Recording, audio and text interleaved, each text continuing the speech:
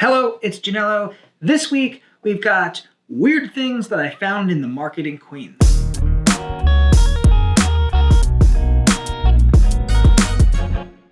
They're not really weird. It's more like international things that I've found in Queens.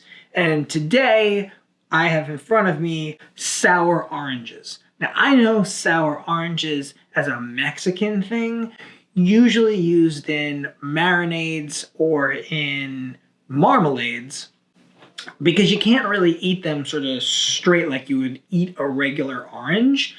First appearance on these things, they've got a much pockier, pittier textured rind to them, particularly on the bottom. This one's got some bumps on it.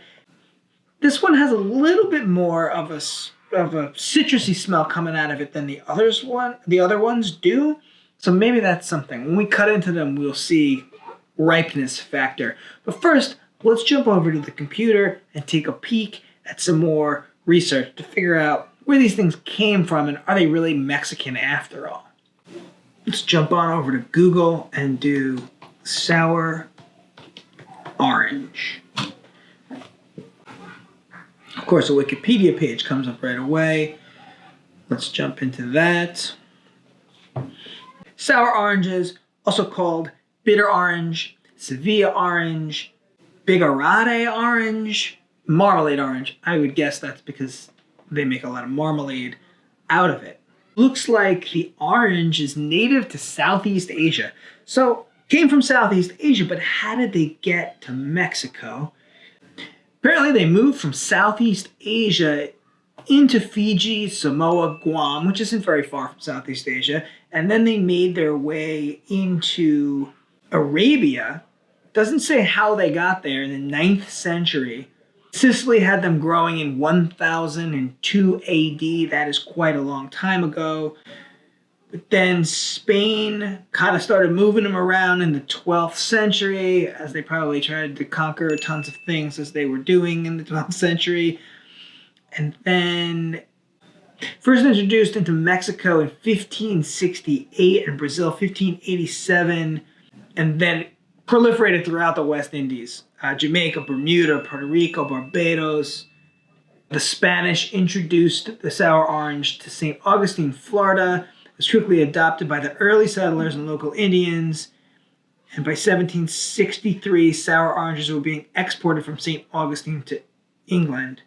When I go over here and I look at recipes, I get a lot of pairing with chicken, which is interesting, but a lot of marinades, a lot of marmalades, a couple of drinks. There's a bitter orange juice substitute in here. There's an orangeade. Some desserts, which is also interesting. I guess overall, it seems like you wouldn't just kind of like rip into this thing like you'd normally do to an orange, because it's got this sour taste. We're gonna go at it straight. Don't get me wrong. It does seem that the sourness of this is used in things like pies and marmalades and marinades and drinks with other flavors. I don't know. All this doesn't mean all that much to me, other than the fact that it came from Southeast Asia originally, but has a very strong South American, Mexican contingent for how they kind of use this in modern day recipes. Anyway, again, found it in Queens. Let's cut into these things and see what they actually look like. Yum yums. All right, here we go. I'm gonna go with this green one first. Let's put those over there.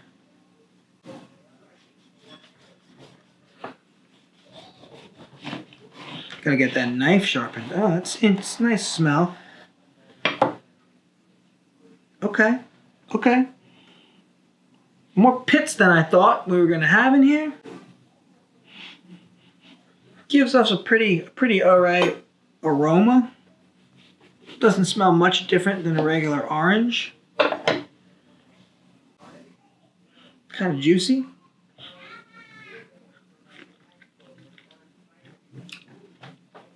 Oh yeah. Very juicy. A really sour taste. You wouldn't want to just eat that straight by itself, but I could totally see how it's awesome in a marinade, and certainly in a marmalade. Let's compare it to just a regular Navel orange. I'll pull them up in a second. So, yeah,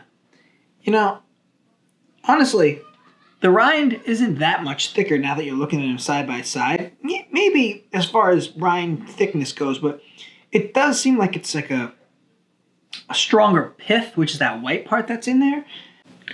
I'm interested to go into this one because this is the one that gave me a little bit of scent when I first smelled it. The other ones I couldn't really smell out of the core that much. So I'm curious to see if this is a little bit more ripe.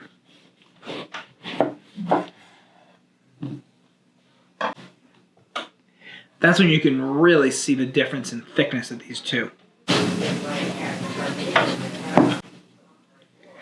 I mean, it kind of looks a little rotten, but it also looks like there's just little stuff in there. Like pieces of nature.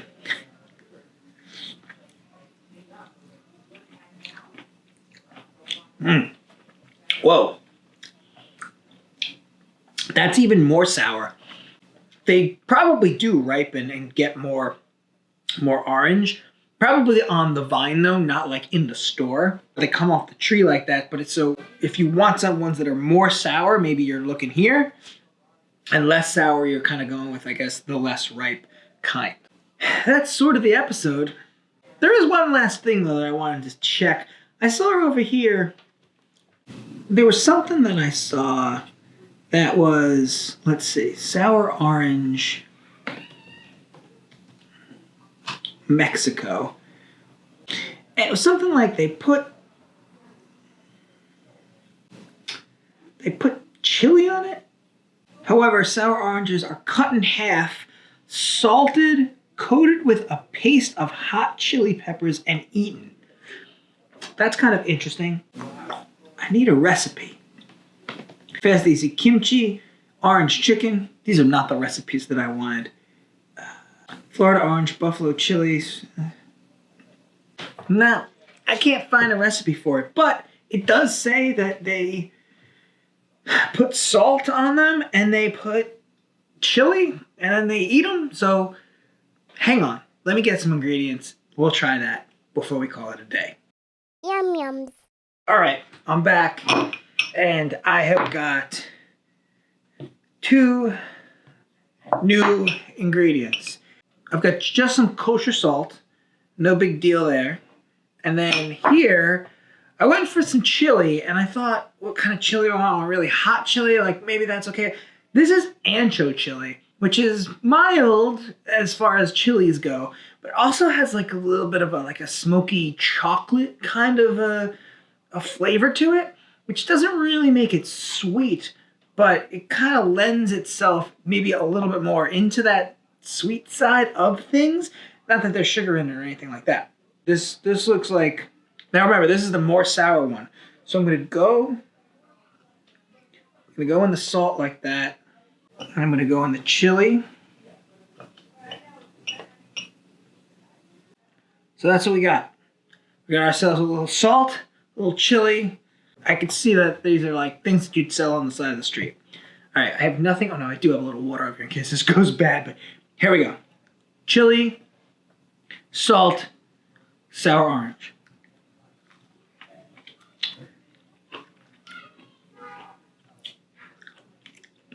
I mean, super strong. My God. Ruby chill. Holy mackerel. But that is super delicious. I feel like I got stuff all over me. Okay. No. Alright, I think I'm clean. That was a little monitor that you probably didn't know that was right over there, but that's what I look at sometimes. Not a lot. Okay. Wow. It's a good choice on the ancho chili because it's nice, that chocolate thing that I was saying about, and that kind of sweet taste counteracts with the sour really nicely. I want to do it again. I want to do it with the less sour, or maybe less sour, but also less ripe orange. All right, so 1, salt, too chili. Less chili on it this time. That might be better. This is also less sour than the last time. So let's see how this one goes.